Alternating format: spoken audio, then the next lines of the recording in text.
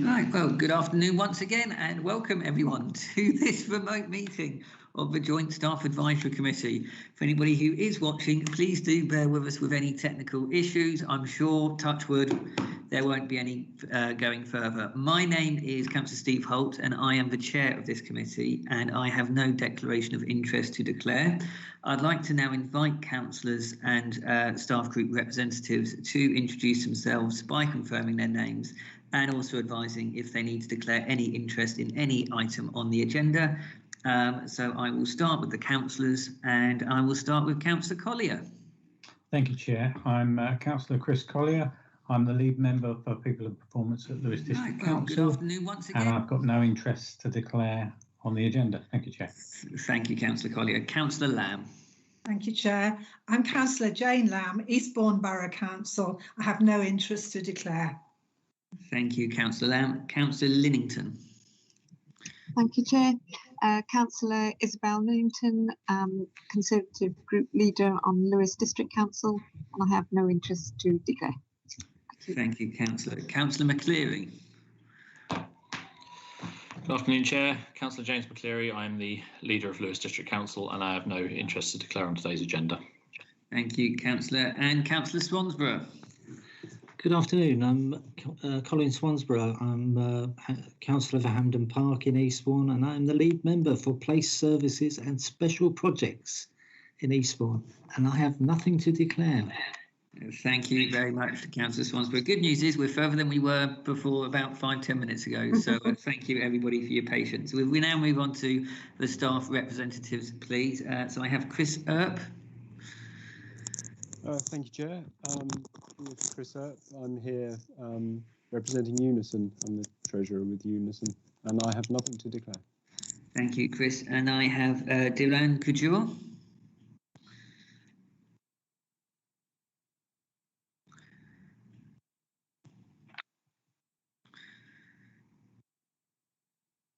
We did see him earlier. Dylan, are you there?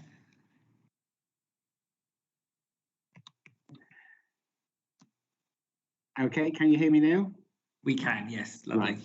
So I'm Duran, I'm from Lewes District Council Unison and I have no interest to declare either. Thank you. Linda Farley.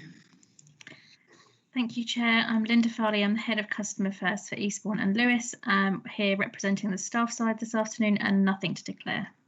Thank you. And I've also got Hilary Mitchell. Hi there, I'm Hilary Mitchell, Senior Customer Advisor from the Customer Contact Team, here to represent the staff side and nothing to declare. Thank you very much, Hilary. I will ask officers presenting reports or providing advice to the committee to introduce themselves before speaking later in the meeting. But as they are such key and crucial roles in this, if I can ask Helen Knight and Becky Cook to introduce themselves so that we're aware that they're here. So Helen Knight. Helen. Hello, good afternoon, everyone. I'm Helen Knight. I'm the Head of HR for Eastbourne and Lewes Council. Thank you, Helen. And Becky. Good afternoon, everyone. Becky Cook, Assistant Director for Human Resources and Transformation. Thank you, Becky. Please, may I, sort of in terms of good housekeeping, ask everyone to mute their microphones when they're not speaking. And if you have connectivity issues, you may find it helpful to turn off your camera. If anyone wishes to speak, if I could ask them to use the hands icon if they have it on Microsoft Teams, otherwise gesticulate wildly on your camera and I'll try and hand over to you. I will note here that in addition to the officers who will be presenting reports later, we do have some Democratic Service officers. Jennifer Norman is in attendance and other Democratic Service officers are assisting in the background of this meeting, making sure that technically we're all doing okay. Agenda item 4 are the minutes, pages 5 to 8. Are you happy for me to sign the minutes of the previous meeting on the 7th of December 2020 as a correct record? I'll assume they are agreed unless anyone present wishes to speak against them now. Thank you. The minutes have been approved. I haven't received, or we haven't received, any urgent items of business, so we will move on to agenda item 6, the grievance policy, and I will invite Helen Knight, Head of Human Resources, to present the report. Helen. Thank you very much, Chair. So as many of you who know or who sat on this committee for some time, since we started sharing services between Eastbourne and Lewes 5 or 6 years ago, we've been looking at all the HR policies that Eastbourne had and Lewes had and aligning them. At the last joint staff, you looked at the disciplinary and the capability policies, and this is the aligned grievance policy, which we have drawn together and aimed, as we always do, to make as clear for staff and managers who are using it as possible. All our policies are, as you know, are in line with ACAS best practice guidance, and I'm happy to take any questions or comments people might have. Thank you, Helen. So I will pause now for any questions from anybody in attendance. Oh, Chris. Hi, Helen. Just a very quick question, general question. Just what was it an easy alignment, or did you have to, did it present any challenges to align the policies? It didn't present any challenges, Chris, which is fortunate from our point of view. It was a very easy alignment. The one real change, and the reason this one has taken so long to finalise, is the agreements we made at joint staff last year about appeal panels and who they'd compose of. But otherwise, it was an easy alignment. Thank you.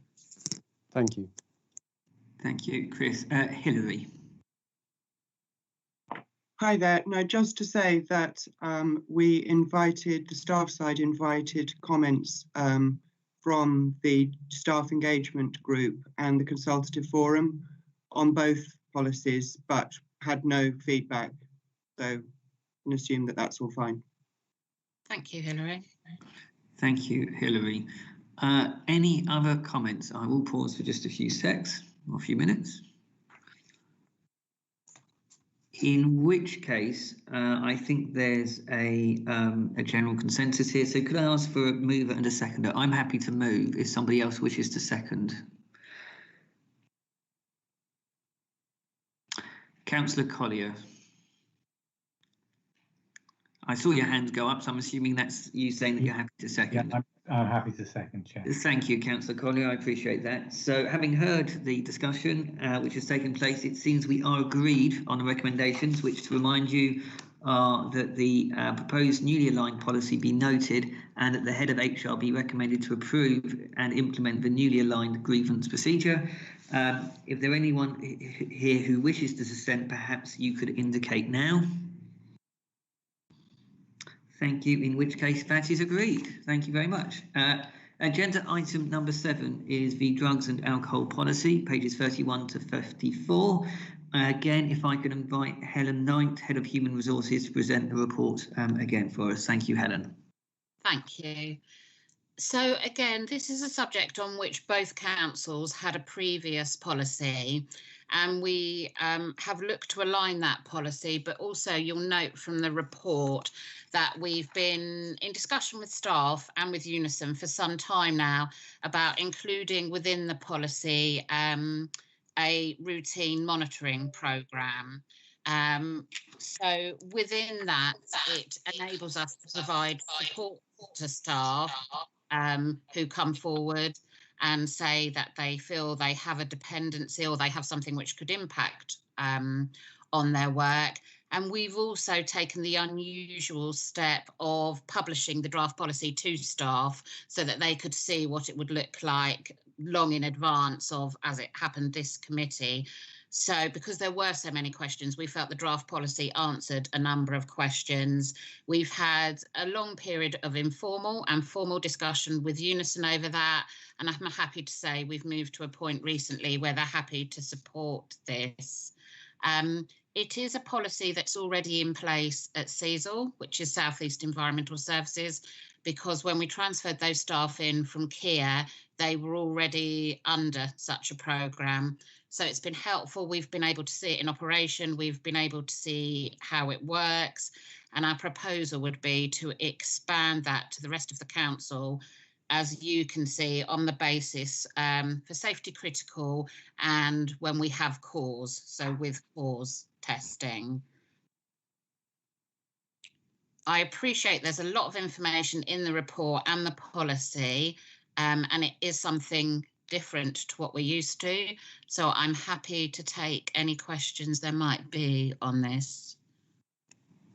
Thank you very much, Helen. And if people will indulge me, I'm going to use my chair's privilege here, if you like, and ask a couple of quick questions that I know I raised with you in advance, Helen, so that perhaps if anybody else has got similar queries or whatever, you can cover that now. The first one is with regards to page 39, 8.1, the safety critical roles. I noted that obviously there could be some disciplinary procedures for anybody using their own vehicle for work purposes, but not driving to and from work. I relate a story in terms of my employment is if I drive to and from work under the influence of drugs or alcohol, I'm potentially causing an area of bringing the organisation into disrepute if anything was to happen.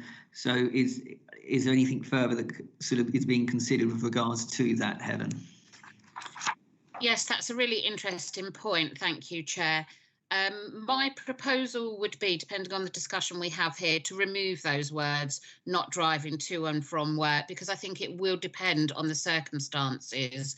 If someone was under the influence and there was an accident which brought the council into disrepute, then potentially we might have to take disciplinary action. There are other occasions on which people lose their driving licence outside of work, but it doesn't impact their ability to do their job for us. So I think it will depend on the circumstances, but I think as you've raised it, and it is a point we've had a lot of discussion about, it would probably be wiser if everyone's in agreement to remove those wordings, because that journey to and from work, depending what happens, could still be considered as bringing the council into disrepute. That's helpful. Perhaps everybody could reflect on that as we continue the debate and discussion and see what others' views are. I'm particularly keen to hear perhaps from the staff on that as well, because obviously it's going to impact them potentially. The other area I just wanted you to cover, Helen, and then Jane, I will come to your question, I have noted it, is with regards to any sort of forms of rehabilitation or sort of the steps that are taken, you know, again, just purely on mine, and I know other procedures, if I were to develop any form of dependency on anything, but my work wasn't, if it wasn't negligent and if I wasn't being affected at work, but perhaps there were some issues that are arising in terms of capacity or whatever, then it might be that I'm encouraged to seek rehab or further medical support before sort of disciplinary procedures would take place. So again, just in that hypothetical scenario, perhaps you could explain how that might work, or if there's anything similar for the council here. Absolutely, I'm happy to. And whilst I discuss that hypothetically, I will also say that's something we've had experience of in the past, and we'd always encourage staff to come forward and tell us, because although it might be a personal issue or a personal matter, it can impact work, and also we can signpost them to a great deal of help. So whilst initially a lot of that needs to be done through their GP, we also have occupational health provision. We can use Hilary, which are the company that CSOR use, to signpost really specific and sometimes much more quickly than a GP can areas of support. So it's really about that engagement. If they come forward and they tell us that they think there might be a problem, then we can work with them and we can support them and make sure the steps are in place to get them the support they need. Thank you, Helen. That's reassuring. Councillor Lamb. Thank you, Chair. I wondered in Appendix 1 on page 41 about drug and alcohol screening. It talks about random screening for staff in safety critical areas, and there's a good definition of what safety critical areas are. But I was wondering how frequently this might take place. I realise as it's random, you can't define it fully. But how many times a year are we talking about, Helen? Yes, we're talking quarterly, so 4 times a year. And I can tell you how that works in random. For the example of Cecil, they come in and they just have a list of employee numbers, and then they'll pick every 5 or 6 or 7, and then we allocate people's names. We work out who the names are. So it truly is random. It's on a different day at a different time, roughly quarterly, and they'll just go through a list of numbers that mean nothing to them, and we'll select, and they'll select at random. Right, thank you, Helen. And can I assume from this that no other staff are randomly monitored because they're not in safety critical roles? Is that right? That is right. Other staff would only be tested with cause if we had cause. Yeah. Okay. Thank you, Helen. Thank you, Chair. Thank you, Councillor Lamb. Any other further comments or queries, or any Councillor Swansborough? I just wondered if the staff had any comments to make on this. The staff side. Absolutely. Sorry, do you want? No, they didn't. I have nothing to say on it. And when I asked the staff engagement group and the consultative forum, I didn't get any feedback on that. No, there may be other things that have gone obviously directly to HR, but not through the groups that I've asked. So is this agreed with the staff or not agreed? We did have a long consultation with the staff in 2019, Councillor Swansborough, and they made a lot of comments which we responded to, all of which is on the hub. The only reason the delay has occurred in bringing it forward is because we didn't have many joint staff meetings last week, but the staff have been involved and are all aware of it. Okay. Okay, Councillor Swansborough. Any other further comments? Any sort of comments you might have with regards to perhaps removing that sort of parentheses text in terms of not to and from work? I will pause and wait for anybody who wishes to say anything.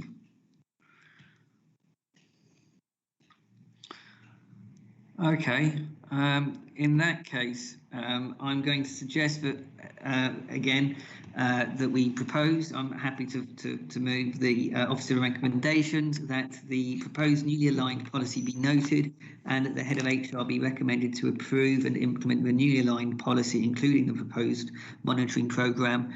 And indeed, as item sort of 3 of that recommendation, Helen, if you're happy to include that and change the notes in terms of removing that sort of block from the parentheses, which sort of excludes sort of travel to and from work, just because I think it could cause confusion for anybody going forward on. I'm happy to forward that if anybody would like to second it.